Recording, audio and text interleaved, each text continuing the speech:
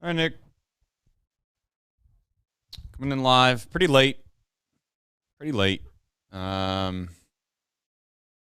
Top 9, which means the Reds are losing. 8-3. Not, it really hasn't even been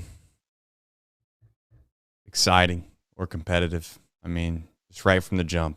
Got punched right in the face. Yeah, it's just... when it rains, it pours.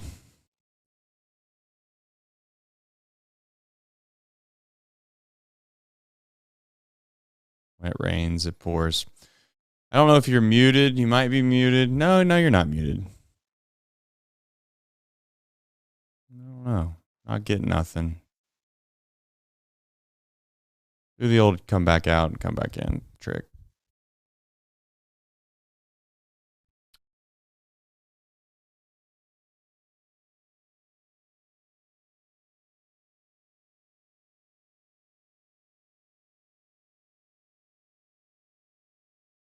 Oh, no. Oh, hold on. You know what? Hold on. Is it me again? Am I being an idiot? Oh. No.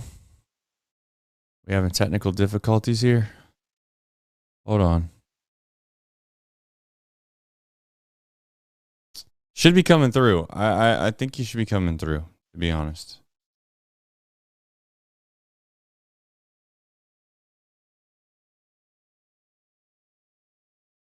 We'll sit here and mess around with the old technical difficulties till we get it back.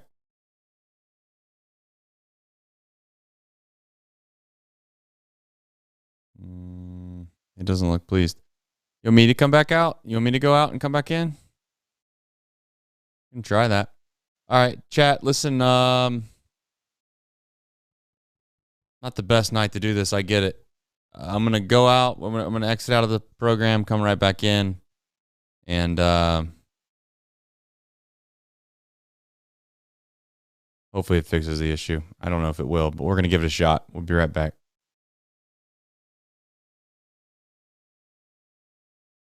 Can you hear me now?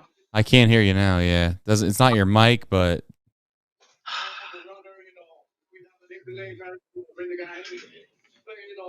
I don't know. Restart my computer? You can. I'm going to go live. I'll run the intro, and then I'll dick around for a while.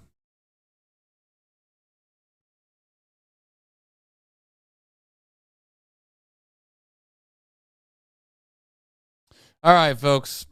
No idea if we're live or not. We may be live. Maybe we're not. It's what we call technical issues. But I'm going to run the intro. Maybe Nick will figure it out. Maybe he won't. But worst case scenario, you're going to hear me. And I don't know if that's a good thing or a bad thing, but that's where we're at.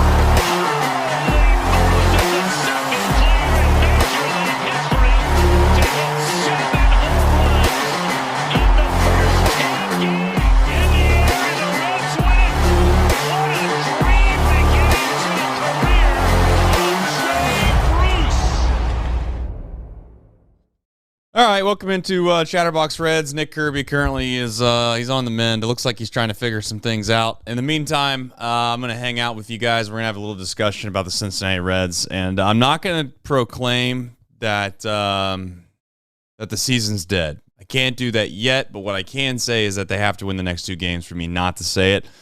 And that's unfortunately where this team finds themselves. And listen, it's been a month now, and I think that most of us, the vast majority of us, have been on the same train and the bandwagon, whatever term you'd like to use, that this team's just not good enough. They're not good enough. And we witness it, more times than not, but there are glimpses of hope every so often that showcase themselves.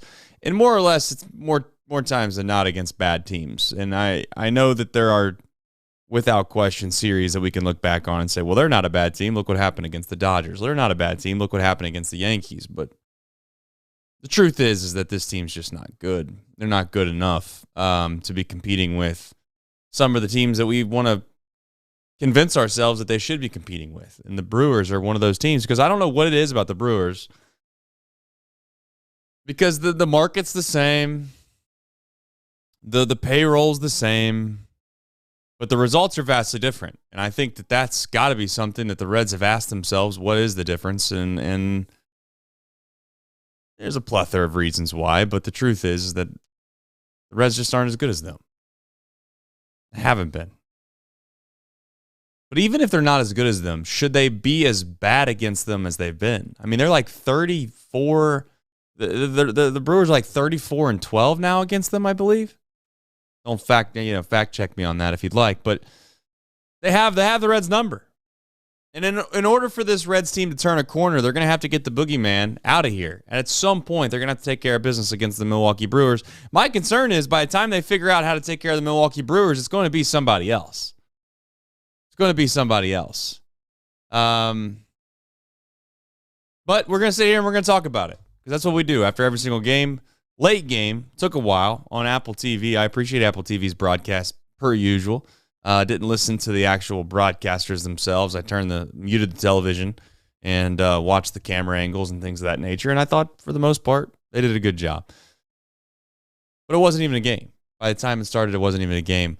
We're gonna bring in Nick. Maybe he's got it figured out. Maybe he doesn't. If he doesn't, that's okay. We'll figure it out. Nick, Can you hear me? I can hear you. It's not your microphone, but at the same time, roll with it tonight. It is what it is. Just trying to buy some time for you to get back in here, Nick. I kind of shared just my overall thoughts in general about this team that I've already said probably 100 times on this show before, but I've also mentioned just the idea that I don't know what it is about the Brewers. They clearly have the Reds number, and they also clearly have the ability to run a pretty good organization with the payroll that they've been given, and I don't know how they do it. They got some magic. They got some luck. But ultimately, in order for the Reds to turn the corner and get to a spot where we want them to be, they're going to have to get over this mental block that is the Milwaukee Brewers. Really nothing else to say outside of that. And season's not dead, but I do think they have to win the next 2 games against the Brewers to get me to the next series to think that the season's not dead. I don't know your overall thoughts before we get into the box score recap, and I know a lot went on there late. Got some wrinkles late, but for the most part, this game was never competitive. Yeah, I mean, Spires just walked those first 2 batters, and it just from there on out, it was pretty well over quick. I don't know. Brewers just hopefully the Reds can get to a point where they dominate a team like the Brewers have dominated the Reds over the last couple of years, because it's been ugly. It's not been a lot of fun to watch. Yeah. I mean, what do the Brewers do? What the Reds are trying to do right now, and they've done it for a long time. Can the Reds succeed at their level? I don't know, but the Brewers have made smart moves. Their ownership is cheap. If you think the Reds' ownership is cheap, the Brewers' ownership is just as cheap. They've just made smart moves. They made savvy moves, and they continue to build a winner year after year. Yeah, and we'll see ultimately what ends up happening with that club. I think more times than not, it feels as if you're going to operate at the level of payroll that they do, that your luck will eventually run out, but maybe it's not. Maybe they're just smarter than everybody. I have a hard time of believing that, but maybe they are. I mean, at this point, the proof's in the pudding, per se, so I'm not going to sit here and downplay what the Brewers have done and call it all luck, because clearly it hasn't been that. On a night like tonight, it's tough. A lot of OGs going to be in the chat. A lot of us are just going to probably be relatively just disappointed. Like, here's my thing, man. There's only so many more series that I know that I can honestly get myself up for. This is one of those series. Like, I actually was looking forward to the series and saying, you know what? Like, if they play well, you can convince me they have a chance. And it almost feels like you get yourself hyped up for this big game, and then you're never even in it. You never even had a chance to get excited. You never even had a chance to get the heart rate pumping. And we're going to talk about something that I shouldn't get this upset about. We're going to talk about it. I see it in the rundown. I don't even want to waste it because we have a show to do and we need to do it. But it's baffling. It's genuinely baffling that this continues to happen. And by continues to happen, I mean happens more than one time. Let's do the box score recap, Nick. We'll jump into the DSC deep drive of the day as always. And then obviously we'll move on throughout the show. All right, Reds taking on the Brewers, first of 3 at American Family Field in Milwaukee, Wisconsin. Carson Spires against Aaron Savali. Reds went down 1-2-3 in the top of the first against Savali. Then in the bottom of the first, Carson Spires retired the first batter, but then he walked the next 2 batters. Spires did rebound and struck out William Contreras, but then Willy Adames hit his 15th career home run versus the Reds in just 51 career games. Just like that, 3-0 Milwaukee. In the bottom of the second, Spires gave up another 3-run homer for a second straight inning. That made it 6-0 Milwaukee. And then in the bottom of the third, Spires gave up 3 more hits and 2 more runs, 8-0 Milwaukee. Brewers starting pitcher Aaron Savali threw 6 shutout innings. He did come back out in the 7th, and Spencer Steer led off with his first home run since the All-Star break. Jeimer Candelario then singled, and then Ty France doubled. For some reason, J.R. House sent Candelario home, and he was called out. Replay looked like he might have been safe, but the Reds had already burned their challenge. Next batter, of course, Stuart Fairchild crushed a home run, 8-3 Brewers, but that would be your final score. Aaron Savali ended a streak of 19 consecutive starts without a win. Congrats to him and his family. Reds now 56-60 overall. Reds now 48-77 against the Brewers since 2017. And also of note, Jake Fraley left the game in the 4th inning with a left ankle sprain. We do have a deep drive of the day. Shout out to Stuart Fairchild, absolute missile. I mean, you want to hit a deep drive of the day, this is how you do it, folks. 109.4 off the bat, his 8th of the year. 426 feet, man. 426 feet. They're calling it the left center field. It was pretty left field to me, but who's counting? Regardless, that would cut the deficit 8-3. Win probability for the Cincinnati Reds would jump up.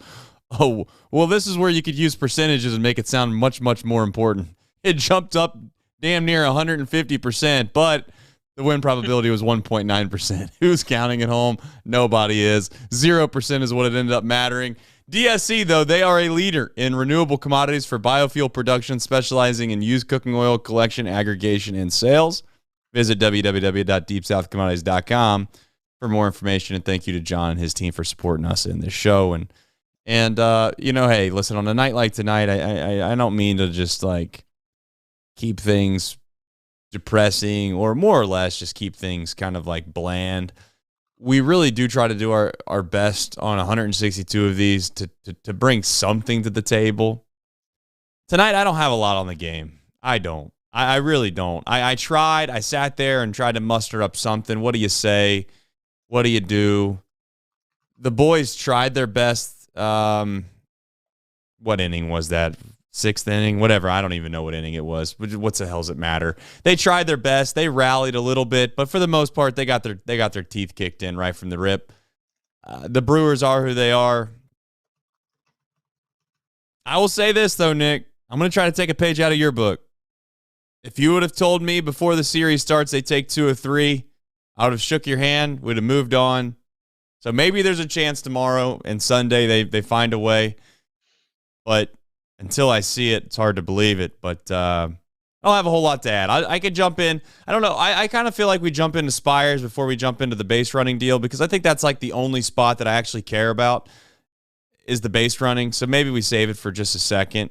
You got anything to add on the Brewers, the Daddy Brewers that you have labeled here appropriately?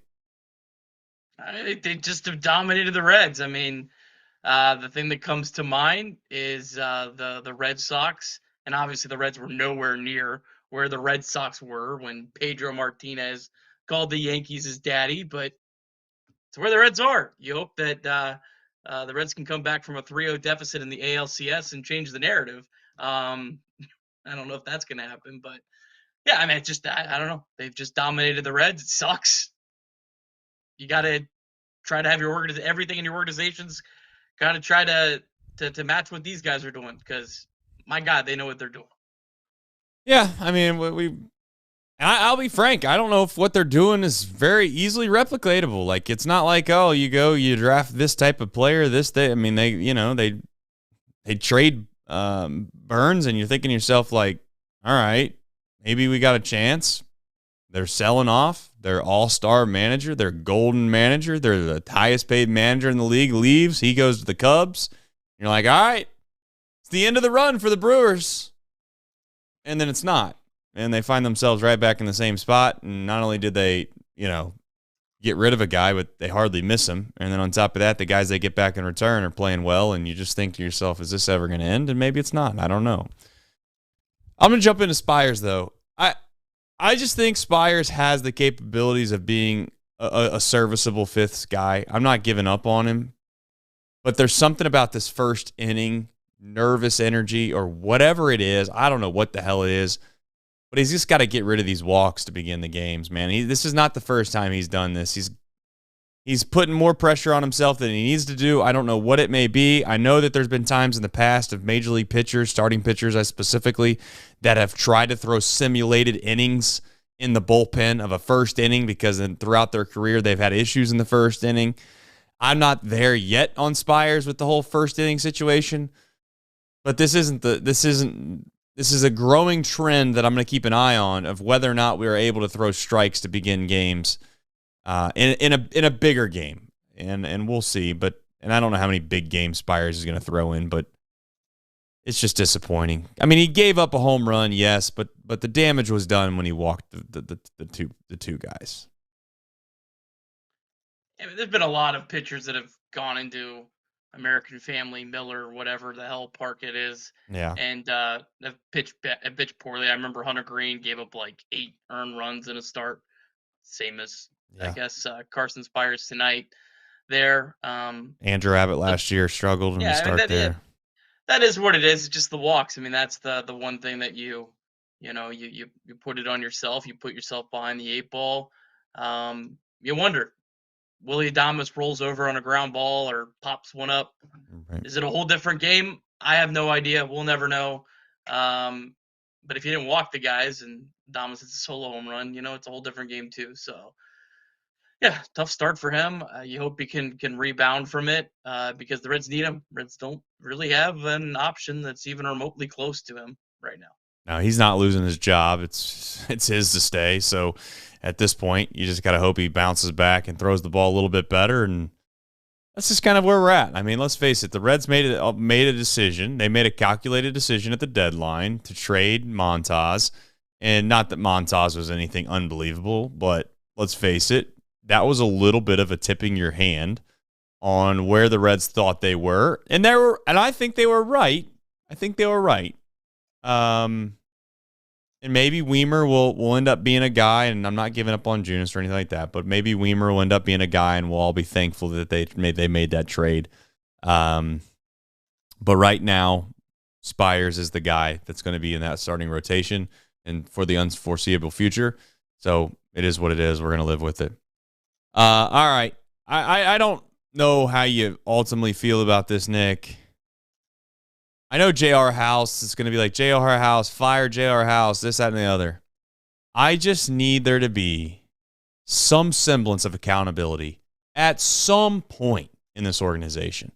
Just, even if it's a reprimand, even if it's like, hey, J.R., sorry, but you're getting a couple games off. And maybe that doesn't mean a damn thing at the end of the day. Maybe, just maybe, it doesn't mean anything. But if you continue to let the same things happen over and over and over again without any repercussion, then my question is there ever accountability? And if there is accountability, what is it? What is it? Because it would be one thing if this was like in the last month and a half, nothing's happened, and here we go. Candelario gets thrown out at home. By the way, I will also want to defend J.R. House a smidge here, even though I'm going to basically crush him. Candelario, I mean, I don't know how you don't score on that either. Like, borderline fat slob was what I was thinking when he got thrown out at the plate. I don't know. He slid, and he damn near stuck where he slid. Like, when you slide, you kind of glide across the dirt. Candelario went to slide, and it looked like he had stick-em on the ground, just stuck right where he was at. So, he's not out of the woods here either. And I don't know if he was running hard all the way. Again, we don't get the all 9 or whatever you want to call it, all 22 film. I'd like to see that. Should it even have been sent? No, Nick. J.R. House needs to know that there's nobody out. You're down by 1 billion runs. Maybe we should let the inning, kind of develop a little bit. But I just can't believe that this has happened yet again. And I don't know what David Bell is going to say if anyone's going to ask him the question. But what do you say, Nick? I mean, what do you say to J.R. House? I mean, that's as unacceptable as it gets. I don't know what else there is. I mean, like you can explain away a lot of the mistakes as youthful mistakes and whatnot, but this is your third base coach. Has been your third base coach for like 6, 7, 8 years. I don't know. He's been third base coach for a long time. I think since David Bell has been the Reds manager, and I mean, he's got to be prepared for that situation. It did look like Candelario slowed up. I'm guessing he thought he was going to get stopped there. Probably he thought he was going to get stopped because it was an 8-1 ball game. Yeah. And Jeimer Candelario's like, yeah, surely he's not going to try to send me here. There's no one out. It's an 8-1 ball game. And then he sent him, and he had to pick it back up. So I don't care what Jeimer Candelario did. It's on J.R. House. He's got to stop him. You have to be 150% sure that the runner's going to score in an 8-1 game. I don't care what Jeimer Candelario did. It's on J.R. House, and he makes everyone in the organization look bad. I think there's a lot of you can explain away we're aggressive, we're all this, we're that, we're this and the other. And I think a lot of it has merit. But when you do something like he did tonight, it makes it all look stupid. It makes it look like you're clueless. So, yeah, it's completely on him. Terrible send. There's got to be some accountability for that. I'm with you 100%. Yeah, and listen, I don't know if it makes a damn bit of difference if J.R. House loses his position for a couple of games or something. Maybe it doesn't. But I go back to time and score.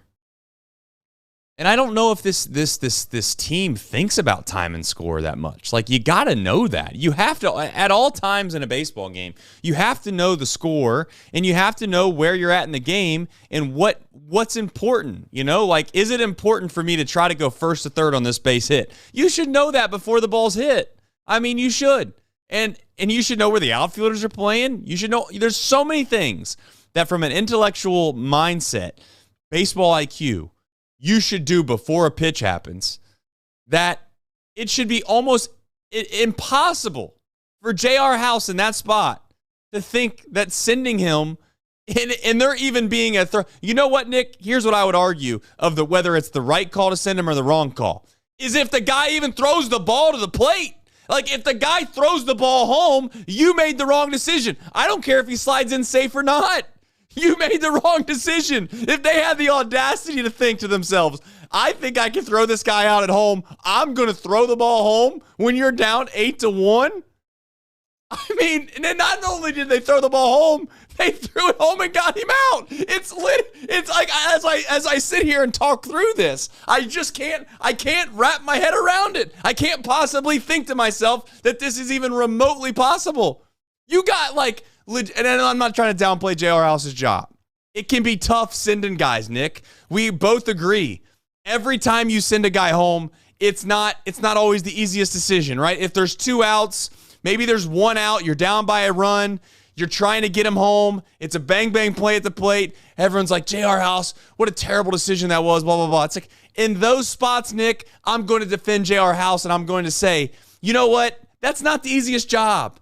But by God, this is easy. I mean, this isn't hard. I mean, I'm not trying to say me or you are smarter than J.R. House or we could do his job better. But tonight, I think I could. I mean, I genuinely think that I could. So that should never be the question. Two guys sitting on a podcast at 11:10 Eastern Standard shouldn't be thinking to themselves they can do a better job than anybody on the Reds coaching staff. And I'm not talking about the guys that say they're smarter than them all the time. I'm talking about relatively rational people that try to think through all the situations and try to be fair.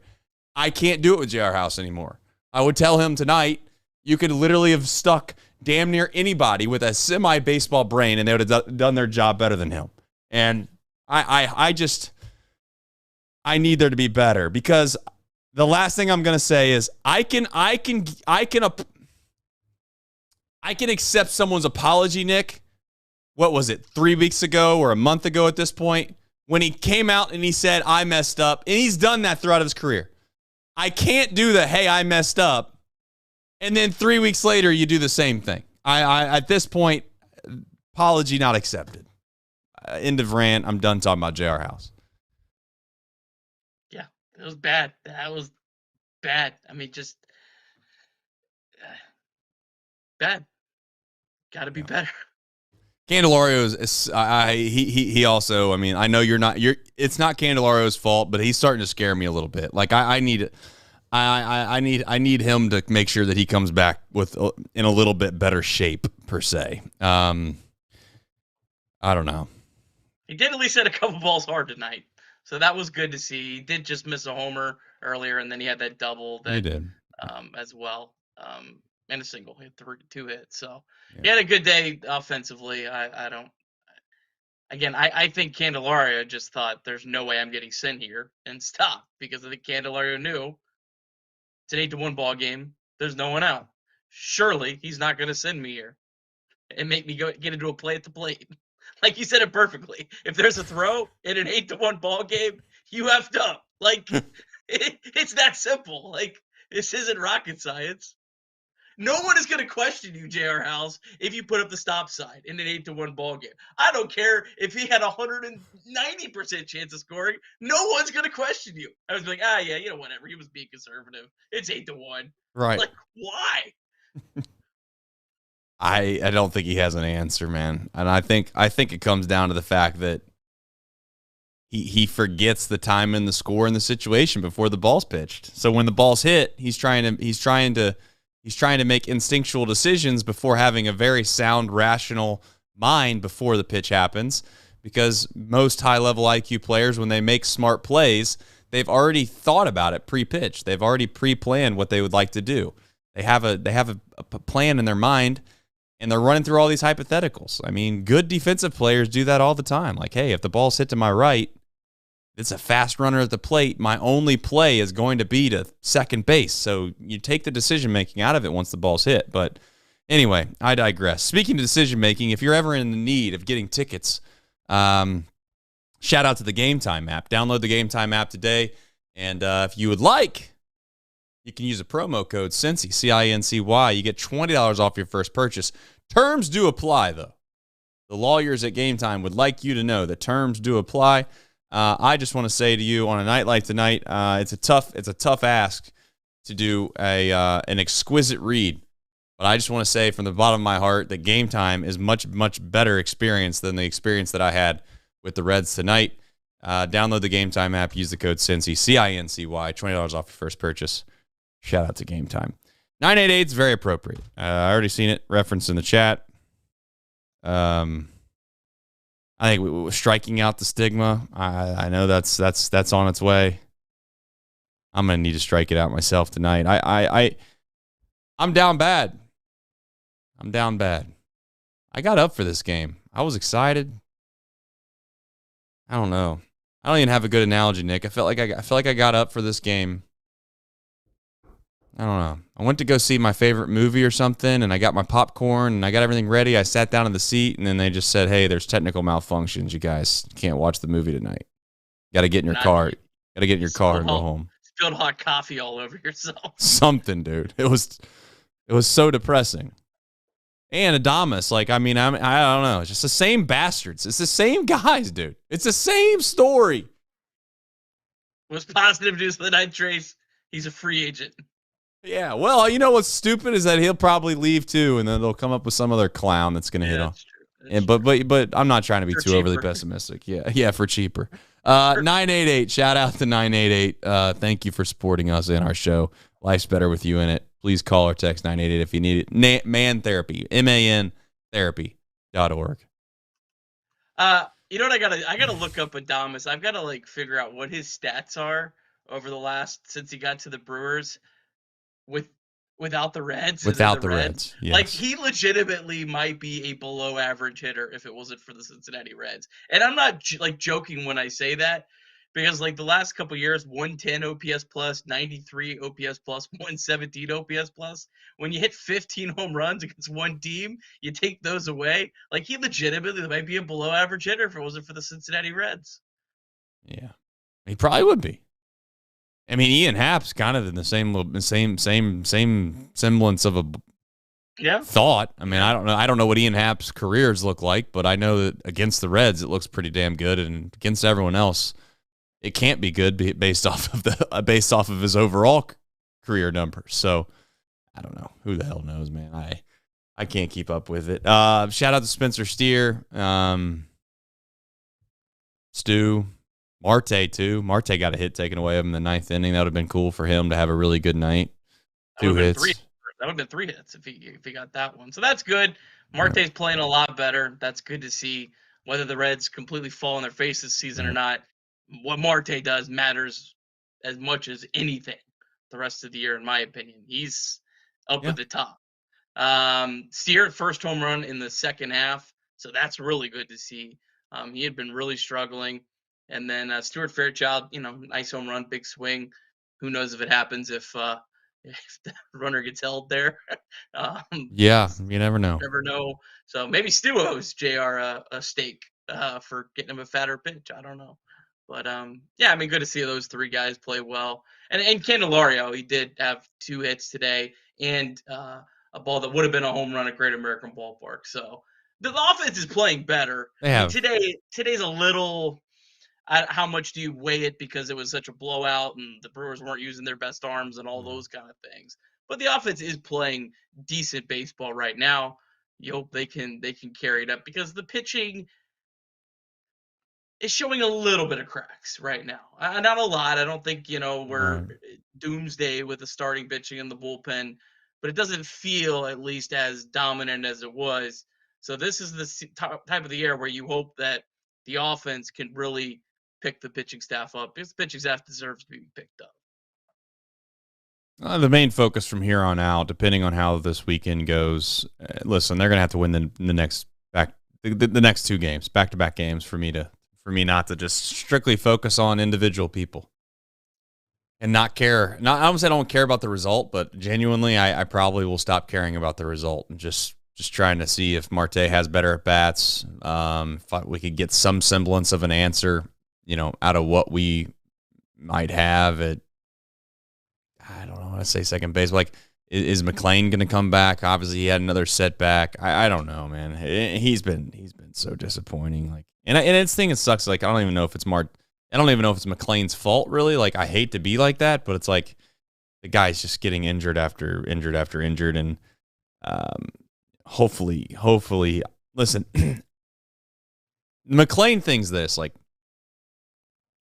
I know that there are other people in our kind of in our circles that believe differently, and that's okay. Like, I'm not saying that this is like a super, super hot take and you should be on one side of the aisle. Like, I need to see Matt McLean play baseball again relatively soon if he's capable of doing it. Like, just saying, hey, we'll see you next year. I hate to say this, but like, I'm done believing in everybody. I personally am. I'm not here to bank on Matt McLean being my everyday second baseman again. Like, I couldn't do it this year. Why the hell should I expect to have it next year? So going into the offseason, and I'm not saying just because Matt McLean comes back for 2 weeks that changes everything, but it helps. I mean, it would be helpful if he came back for 2 or 3 weeks this year and played relatively okay. And then all of a sudden he went into the winter and was capable of playing a little bit. Like, as dumb as it sounds, and I don't know if they would do it, Nick, But I wouldn't hate if Matt McLean went and played this winter somewhere. Like, and I also know that people might disagree with that. Like, oh, well, he's going to get hurt again. Okay. Like, we got 162 games next year that he's going to have to play. He's going to have to stay healthy. So let's just get him out there and see what we got. Because I will also openly admit, Nick, that he's a huge part of this future. And if we don't have him, then they're going to have to address that one way or another. And whether that means we're sticking with India or whether that means we're going to try to go find something somewhere else or we make a trade, I don't know. But the answer is not very clear, and I would love Matt McLean to figure out a way to play some baseball before next March or whatever time frame you want to call spring training. I'm with you 100%. I don't understand the notion of pack it up going into next year. I mean, this is a guy that almost has gone a whole year now without playing baseball. The last game was August 27th of last year. He only played in 5 spring training games. That was at the beginning of spring training, which we know the beginning of spring training. How competitive of baseball is that? I mean, that is a long time. And yeah, I'm with you. I would say I would support him playing in the Winter League or somewhere, but even that's still not as competitive as Major League Baseball. I mean, I don't know. I would like to see him get back, even if it's for a couple weeks at the end, and be able to get into a somewhat of an off season where you played a couple games and get prepared for next year. Because I don't think it's good to sit out that long and just think you're going to come back and be the Matt McLean we saw. Right. McLean was scheduled to be back what was basically like a week from now at this point. That's certainly not going to happen. I don't know if you have the official statement, but it was something obviously with his rib. It was I think it was the exact same news that they had before. They just officially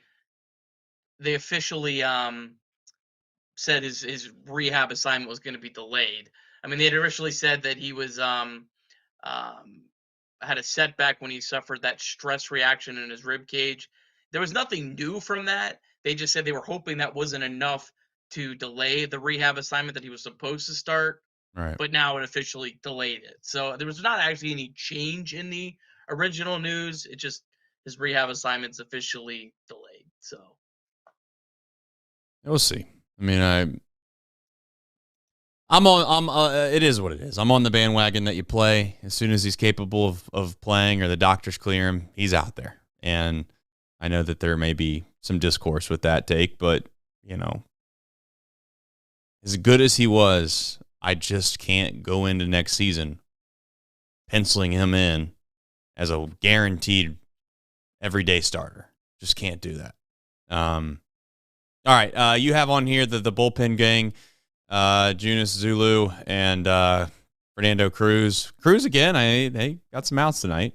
They did a good job. I mean, serviceable job as I don't want to say as always, but they've continued to kind of give this team a chance. Junis has probably been the one that has the shakiest start, and some of that might have to do with the fact that he came over and just starting to get his feet settled underneath him.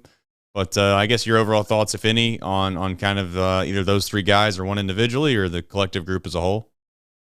It was just good. All 3 of those guys were struggling, so good to see them come up and put up a 0. Junis, getting acclimated to a new team, that's good. It was against his old team, so I'm sure that was nice for him. Cruz, looked really good, really sharp. Maybe you can work him into a higher leverage spot and feel a little bit better right now. Zulu, probably just a nice outing for him before he gets shipped back down to AAA because Emilio Pagan was with the team today. He threw on Wednesday, or no, he threw on Thursday for Louisville, so they obviously weren't going to activate him his first day back. So I imagine Zulu got that inning. He'll probably go back down to AAA, and at least he got to go down with a little bit of confidence, putting up a 0 in his last one, because he's a guy that I like a lot.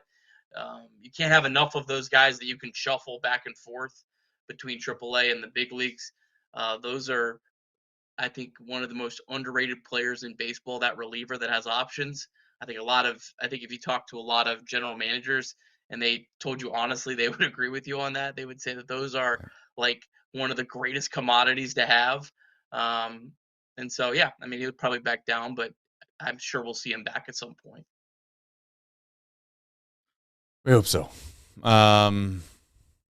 Yeah, I mean, listen, I think the chat's been very incredibly rational tonight. I was trying to look over there and see if we had any kind of topics of conversation that seemed relevant. And I think we're all on the same page, man. I mean, I think Roger made a good point, just in the fact that the Brewers just have a lot of guys, and Sean obviously mentioned this as well. They get on base and they don't give outs away, and they have good baseball players, man. I don't know what to say. Like, they just have grinded out, solid players. They got a lot of Matt McLeans on their team. That I'm talking about the Matt McLean that was obviously healthy last year and playing for the Reds, but like they have that, and they got that in multiples. And in order for the Reds to find a way to be like the Brewers, like as you mentioned, they're going to need to get some more and more guys like that up here that compete. And that's the only thing about like the swing and miss stuff. And I obviously don't follow the Brewers close enough to know this for sure, but it's like it would be nice to have a team full of guys that just don't have a whole lot of swing and miss and put pressure on the defense and make other teams beat you. And, the other thing Brewers do unbelievably well that we'll never give them credit for and no one else will because it's not sexy. But like they just make plays, man. Like they're so good defensively that you just sleep on it. Because why not sleep on it? Like even that ball that I think Frelick ran down in right field. I don't know who hit it. It was towards the end of the game. I forget why I can't remember that.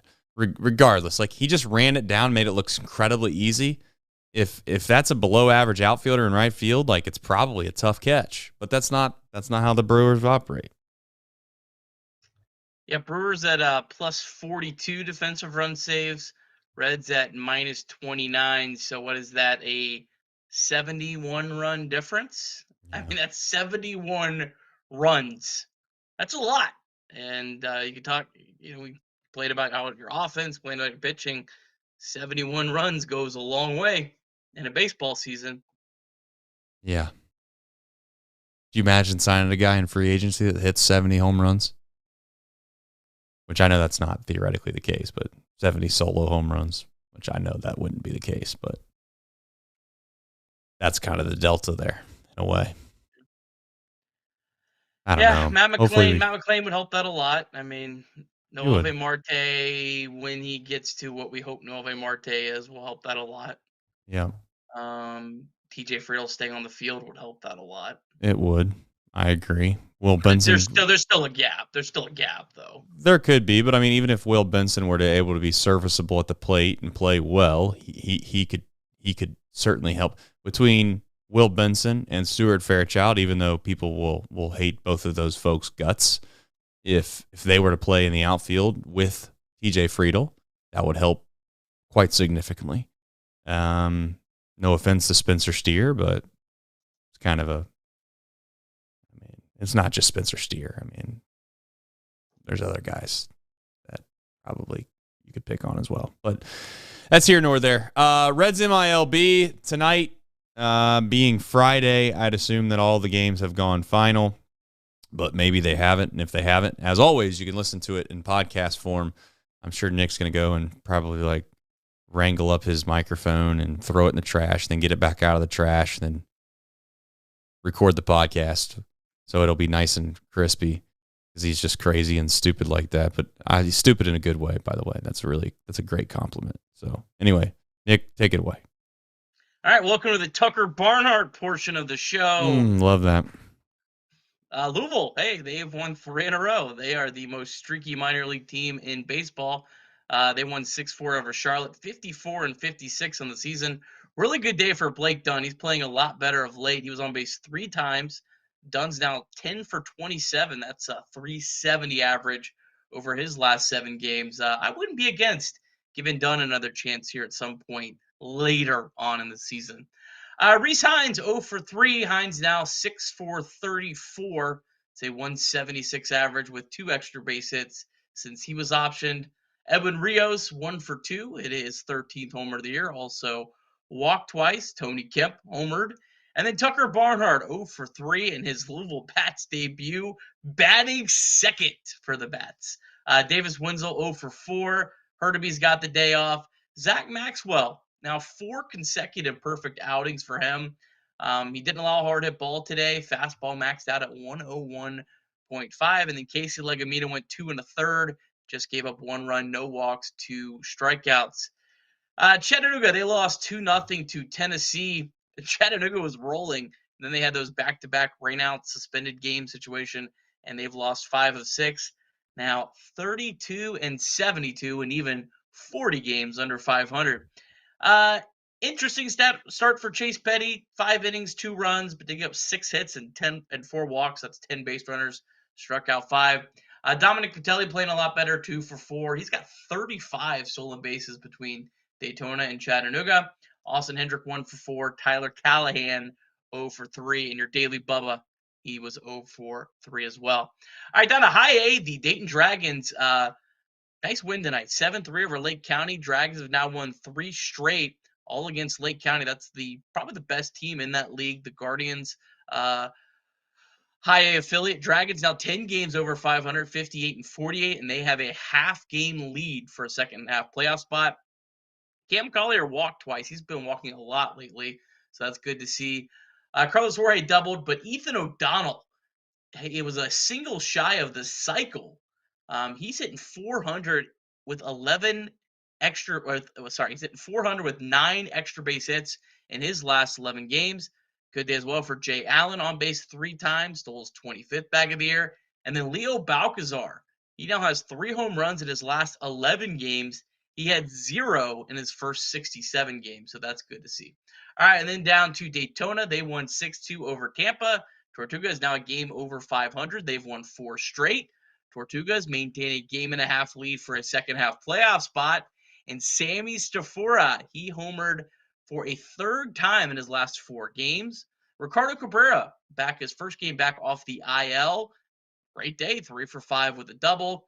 Eastmith Pineda walked twice. And then last but not least, our friends down in the Dominican. The DSL Reds beat the DSL Astros Orange 9-6. Dolfo Sanchez 0 for 2 with a pair of walks. Jervin Moriallo got the day off. Yekel Soriano 2 for 4 with a walk. And then the DSL Rojos, they fell 3-1 to the DSL Angels.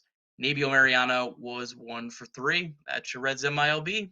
Now, I know some people in the chat are wondering why Tucker Barnhart doesn't have a picture. And the reality is that sometimes you don't deserve a picture until you get a hit in this organization. It's like Tucker just got over here. You got to give him some time. And you know what? At some point, Nick will give him a picture when he deserves one. And I think he deserves one when he gets a hit. Let me take you behind the curtain, Trace. Yeah. So go ahead. Reds MILB is a much more challenging thing for pictures because they don't have transparent pictures available to the poor peons like myself. Yes. So every single one of those pictures that you see in there. Yes, you had to go into Canva. I have to go into Canva. I have to background remove it so we have a nice clean image. Yes. And if I would put Tucker Barnhart's original MLB image, it would look terrible. So the no face looks better than the image. Right. If Tucker gets a hit, he'll get his face on there. That's right. I don't think he deserves his face until he gets a hit personally. You know, it's one of those things where I get it. This is a what have you done for me lately business, okay? I don't care what he did 3 years ago or whatever it was, to be frank. So I am proud of Austin Hendrick, though. He did get a hit tonight, 1 for 4. That was not lost on me. Could you imagine being 40 games under 500? I mean, the Lookouts are 40 games under 500. That's not good. With Rhett Lauder and Chase Petty in your rotation. Yeah, I feel like they just burn the place to the ground. Metaphorically, please. This isn't literal. Well, they do. They do have a new stadium coming. So. Jeez, like, my gosh. You can't be any worse than that. Yeah, I don't know. I feel like anybody that we think's even reasonably good, Lauder, Petty, think of some other guys. Am I missing any position guys? With all due respect, of course. Dominic Patelli. Okay, Dominic Patelli. They promoted Avon Johnson, who was probably their best hitter. Okay. I mean, they got a couple get them all sluggers. Let's get them all out of there. that don't hit. Yeah. Let's just get them all out of there. Let's get them all out of there, and then we'll start over next season fresh with the whole Dayton Dragons crop of guys. We'll put them in Chattanooga, and they'll be off to the races. We'll see if we can't fix that record. The most improved record in all of sports next year. That's what the lookouts are going for. Just saying. Okay. Just a thought.